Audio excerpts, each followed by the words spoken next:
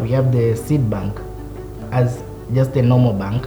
We are storing our native seeds. When we started our work, we sampled 48 species of the plants that we need to restore. But after doing that, we went to find the seeds.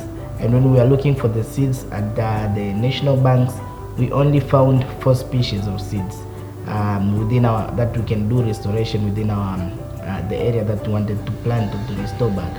Then we realized that we have an issue of having enough seeds in Tanzania, and that's why we came up with a seed bank where we can store now the seeds. We can keep our own seeds and measuring the viability to know that this is gonna grow, and again to replant the seeds back to the forest. So this is what we are doing. Together with the support of Terraformation, we were able to get the seed bank, to get the greenhouse, but even the software that will allow us to track all the activity that we are doing, to make a follow-up from seed collection, storing, replanting it through the propagation, and even taking them to the field to plant these seeds. So these activities, they have all been done in a conservation field, and we have seen back now the forest is starting to grow up, and the nature is returning back again.